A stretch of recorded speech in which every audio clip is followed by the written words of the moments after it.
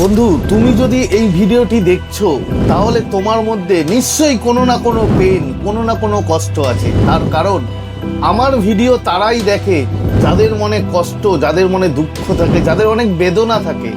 তো আমার সাথে প্রচুর ক্লায়েন্টও আছে আমার, যারা আমাকে কন্ট্যাক্ট করে তাদের প্রবলেম সলভ করার জন্য।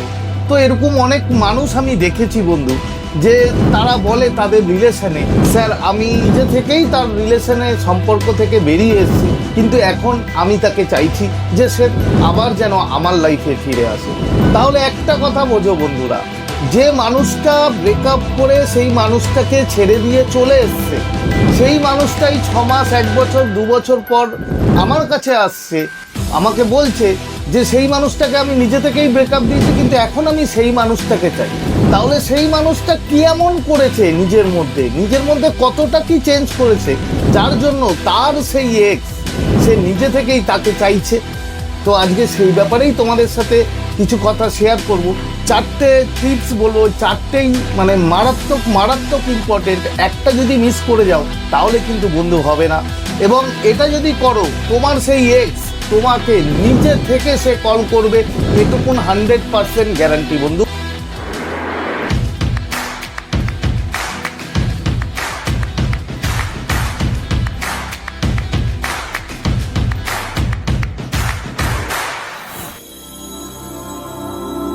তো নমস্কার বন্ধুরা, স্বাগত জানাই আমার এই জাদুই দুনিয়াতে, যেখানে তুমি শুধুমাত্র হ্যাপিনেস, শুধুমাত্র খুশি, পজিটিভ আর পজিটিভ।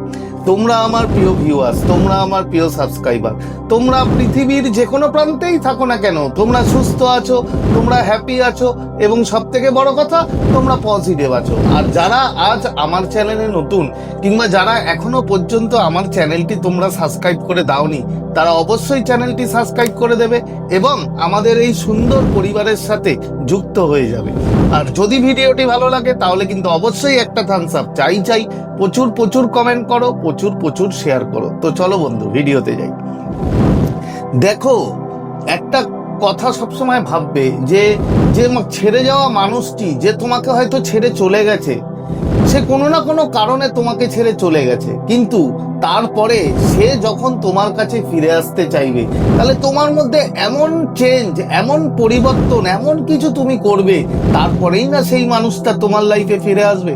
তো তোমাকে কি করতে হবে সেটা শুনে নাও। 4টে পয়েন্ট তোমাকে বলবো, 4টেই মারাত্মক, মানে ইম্পর্টেন্ট, 4টেই ঠিক মতো করতে হবে, না হলে কিন্তু বন্ধু হবে না।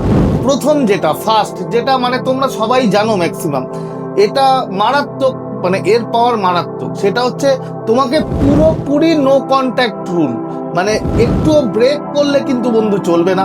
পুরোপুরি নো কন্ট্যাক্ট রুলে তোমাকে থাকতে হবে।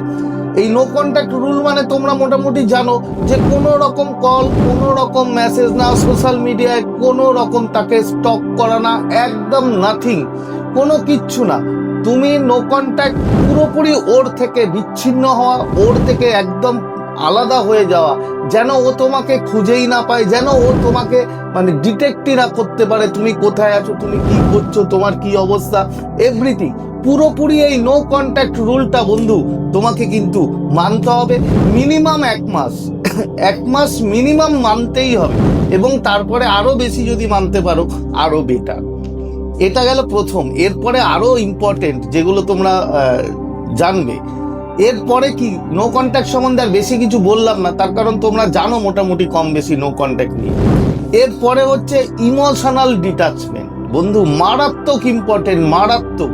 এটা যদি না করতে পারো, কখনোই তোমার এক্স তোমার কাছে ফিরে আসবে না, কখনোই সেই মানুষটা কিন্তু বন্ধু তোমাকে ফোন করবে না।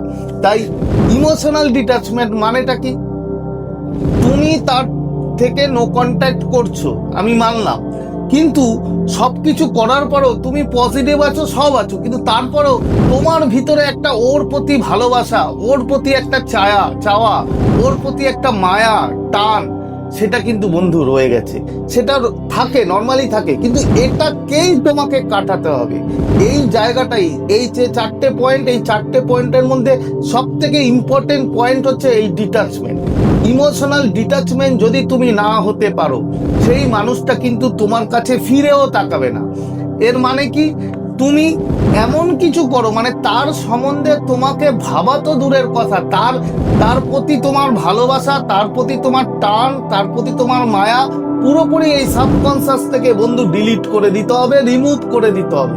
এটা শুনতে তোমার কেমন লাগতে পারে যে কি করে সম্ভব, বাট অসম্ভব বলে কিছু নেই বন্ধু, এটা করা যায়, এটা করা যায়। তুমি চেষ্টা করলে, তুমি হয়তো এমন কিছু নিজে বিজি হলে, এমন কোনো কিছুতে মন লাগালে, এমন কোনো বন্ধু বান্ধব তৈরি করলে যাদের সাহায্যে তুমি পুরোপুরি ইমোশনাল ভাবে ডিটাচমেন্ট হয়ে যেতে পারো, তোমার ওর কথা মনেই পড়বে না। এই ইমোশনাল ডিটাচমেন্ট যদি হয়ে যাও, যেই মুহূর্তে হবে বন্ধু, সেই মুহূর্ত থেকে কিন্তু ওই মানুষটা তোমাকে খোঁজার জন্য পাগল হয়ে যাবে। তার কারণ সবাই চায়, একটা কথা মনে রাখবে, আমরা ব্রেকআপ করার পর হয়তো আমি কাউকে ছেড়ে দিলাম, ছাড়ার পর আমি কিন্তু সবসময় দেখবো যে সে আমাকে চেস করে কিনা, সে আমাকে কল করে কিনা, সে আমাকে খোঁজে কিনা, বিভিন্ন রকম ভাবে কিন্তু বন্ধু আমরা সেই জায়গাটা খুঁজি। এবং যখন আমরা দেখি যে সে আমাকে খোঁজে না, সে আমাকে কিছু মেসেজ করার চেষ্টা করে না, সে কষ্ট পাচ্ছে না, সে পুরোপুরি আমাকে ভুলে গেছে, পুরোপুরি ডিটাচমেন্ট হয়ে গেছে, তখনই কিন্তু বন্ধু সেই মানুষটার মনে এতটাই তোমার প্রতি তার ইন্টারেস্ট বেড়ে যায় যা তুমি কল্পনাই করতে পারবে না। তো জরুরি ইমোশনাল ডিটাচমেন্টটা তোমার হতেই হবে, মাস্ট। এবং এরপরে যেটা তোমার আর একটা ইম্পর্টেন্ট জিনিস, সেটা হচ্ছে তোমাকে ক্রিয়েট মিস্ট্রি, রহস্যময় করে তুলতে হবে নিজেকে। কিভাবে? তুমি তার সাথে যে কমন ফ্রেন্ড, তার সাথে যে তোমার কোনো রকম যদি কোনো সময় দেখা হয়, তাহলে তুমি তাকে জানতে দেবে না যে তুমি কি করছো, তুমি কার সাথে মিশছো, তোমার কেমন চলছে, এভরিথিং, কোনো কিচ্ছু জানানোর ওকে দরকার নেই। নিজেকে পুরো মিস্টিরিয়াস বানিয়ে দাও, রহস্যময়। যখন বন্ধু দেখবে ওই মানুষটা তোমার সম্বন্ধে কিচ্ছু জানতে পারবে না, যে তুমি কি করছো, তুমি কার সাথে মিশছো, তখন ওই মানুষটার মনে এতটাই ইন্টারেস্ট আসবে তোমার প্রতি, তোমাকে খবর নেওয়ার প্রতি, যে সে মানুষটা বাধ্য হবে বন্ধু তোমাকে ফোন করতে। এই যে 3টে পয়েন্ট বললাম, এই 3টের পরেও আরো একটা মারাত্মক, এই 3টের থেকেও যেটা আরো সব থেকে বেশি মারাত্মক ইম্পর্টেন্ট পয়েন্ট, সেটা হচ্ছে বন্ধু হ্যাপিনেসের মতো এত হাই ভাইব্রেশন এই পৃথিবীতে আর কিছু নেই। তুমি যখন হাসবে, আমরা যখন স্মাইল করি বন্ধু, আমাদের শরীর থেকে এতটা হাই ভাইব্রেশন বেরোয় যা তুমি কল্পনা করতে পারো না। এবং হ্যাপিনেস ছাড়া কোনো কিছুই সম্ভব না, কিন্তু হ্যাপিনেস তোমাকে থাকতেই হবে।